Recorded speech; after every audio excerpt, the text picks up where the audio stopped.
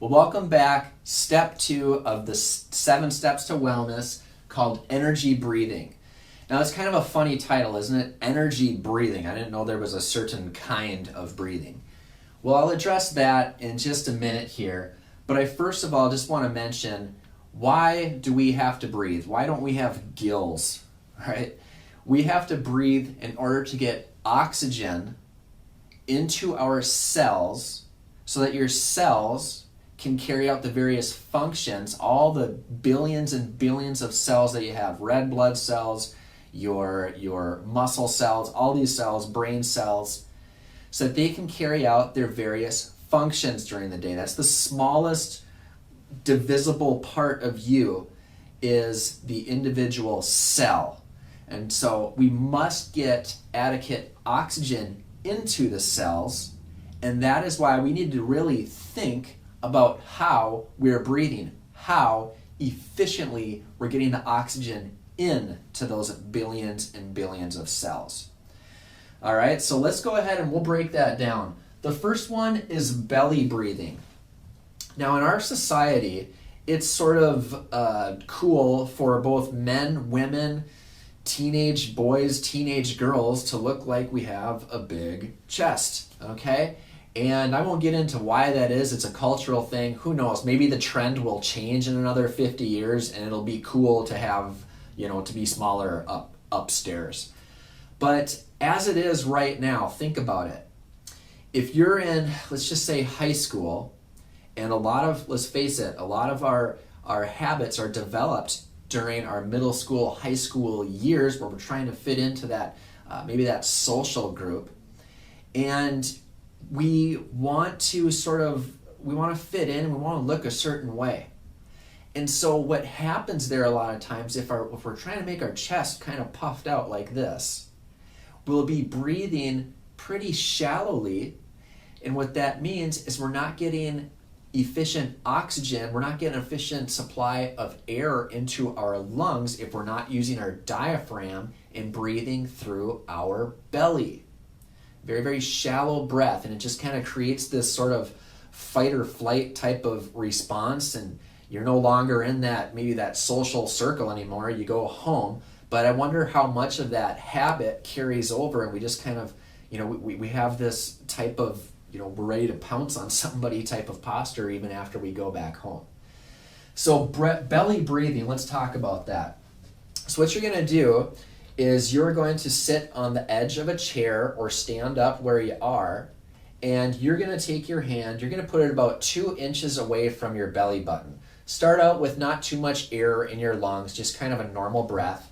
And then you're just going to breathe in through your nose and try not to let your chest move out at all. Just try to let your belly go outward so that your belly button touches your hand. Something like this. And then hold it until it becomes uncomfortable. And then 3 times in a row, 3 times a day. You should notice an increase in your energy, possibly a little less coffee during the day if you're a coffee drinker. And why is that? You'll have better energy, better oxygen circulation to all the cells in your body. Again, you breathe in through your nose, hold as much air as you can, and your belly goes outward. Try not to let your chest move at all as you're training yourself. Hold it until it becomes uncomfortable. Breathe out through your mouth. All right, that's belly breathing. The next one is alternate nostril breathing. Okay, now sometimes I get sort of congested. I only can breathe through one side of one of my nostrils at a time. But right now I can breathe through both of them very well, so that's good.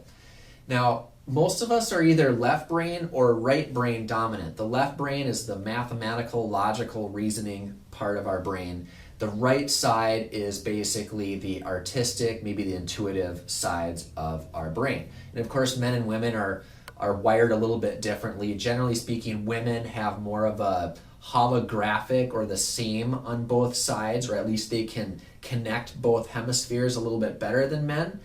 Men are a bit more compartmentalized types of thinkers. So if you tend, and women can be this way too, if you tend to be kind of more logic but less sort of feely or into the kind of emotion of different relationships and things, or whatever the circumstance is, then you might not be getting adequate oxygen to that side. Okay, so what happens here is we breathe in through the right nostril first. I'm going to cover up my left one.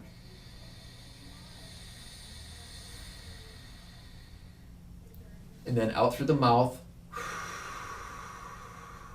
Right there is a greater percentage of oxygen flow to the left side of my brain. Okay? Now you got to do this several times before it takes any effect. And it's not like you're going to, oh, I'm more logical now. That's not the way it works.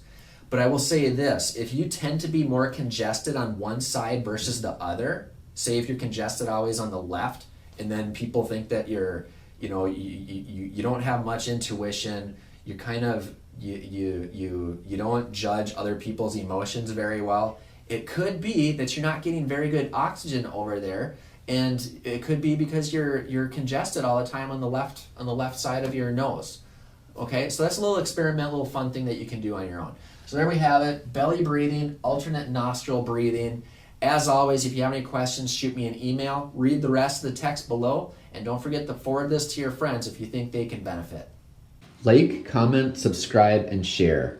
Prior Lake Spinal Care, 952-226-7222, or email us at info@priorlakespinalcare.com.